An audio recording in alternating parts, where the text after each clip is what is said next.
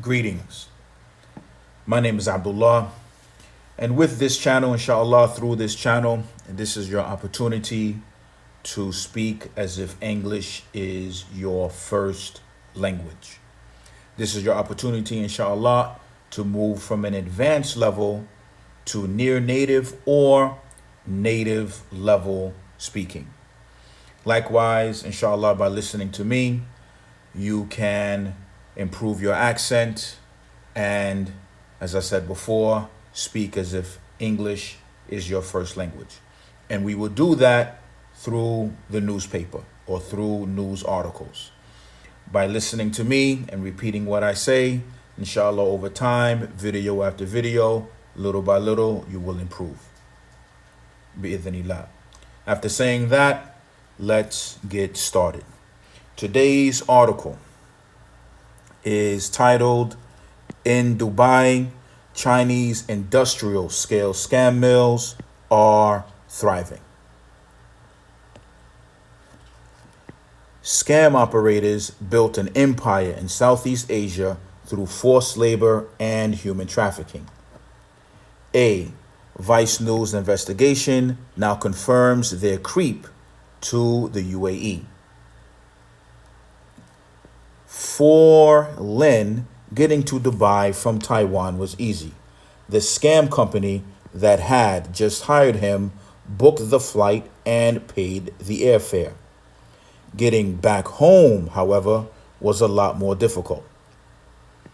It was sometime in September 2021 when he arrived in Dubai, the glitzy poster child of the United Arab Emirates.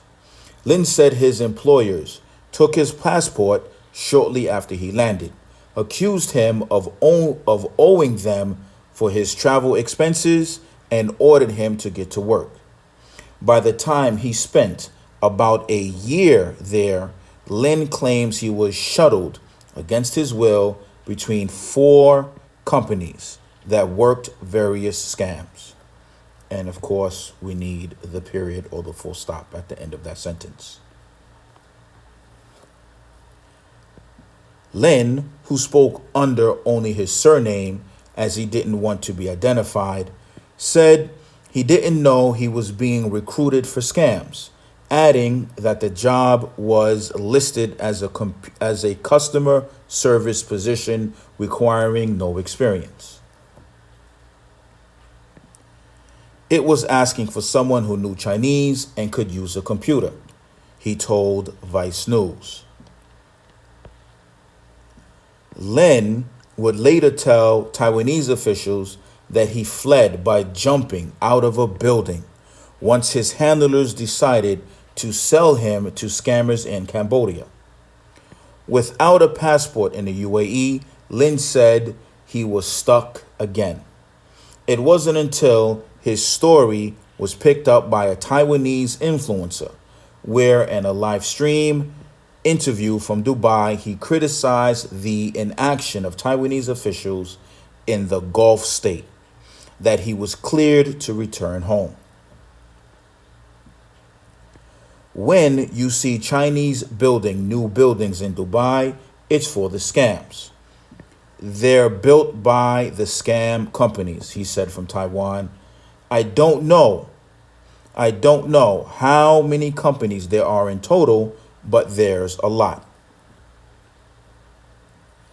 Lin's testimony sheds light on a lesser-known hub of a rampant online scam industry, causing alarm across the globe, one flourishing amid rampant criminality and weak governance in Southeast Asia and Southeast Asian countries of Myanmar, Laos, and Cambodia. The UAE, more commonly associated with shimmering real estate, oil-funded glamour, and a draconian approach to law and order, may seem an unlikely spot for an industry defined by its use of crude violence and human trafficking. But accounts from Lin, as well as 2 other former or current scammers and 7 human resource representatives from the industry who spoke with Vice News, confirmed the presence of a thriving Chinese-run criminal underworld in the emirate, with tight links to its South Asian counterpart.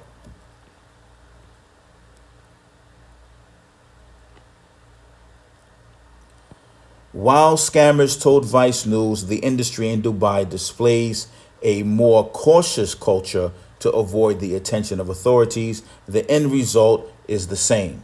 Sums likely stretching into billions of dollars stolen over the internet. Many companies have a base in Cambodia, in Myanmar, and Laos and Dubai. The same company in different places doing the same things, said a representative of the global anti-scam organization GASO, who asked to withhold their name due to the nature of their work. Volunteers established the organization, which assists scammed victims, as well as those in the industry attempting to escape in the wake of Southeast Asia's burgeoning crisis. Since early 2020, a suspected multi-billion-dollar scam industry has taken root across the Mekong region as the economic downturn saw Chinese criminal syndicates pivot from gambling operations to industrial-scale scam mills. Propped up by workers from across Asia, lured under false promises of well-paid online jobs, then forced to commit fraud against unsuspecting targets, reports of brutal violence, imprisonment, and human trafficking have become commonplace. In Southeast Asia, the industry has thrived amid weak governance and rampant corruption. At first glance, Dubai may not seem to fit the profile sought by these same criminal enterprises. Here we have a side note. From industrial scale scam centers, trafficking victims are being forced to steal billions. The UAE, a federation of several emirates, is widely described by international rights groups as an authoritarian state with a strictly monitored society. The state's deep level of control is upheld by a robust security system, fine-tuned to weeding out political dissent or religious extremism. With such policing, the UAE promotes itself as one of the world's safest countries. But perhaps just as central to the UAE's national identity as law and order is its business-friendly climate. It has built its modern economy in large part on global connectivity and ease of setting up shop. But this openness has come with downsides. Last year, the watchdog organization Financial Action Task Force placed the UAE on their gray list of countries to watch for money laundering. Now it is your turn. Your homework is to read this article by watching the video on mute, so there is no sound, and you practice the words and you read them as I have read them.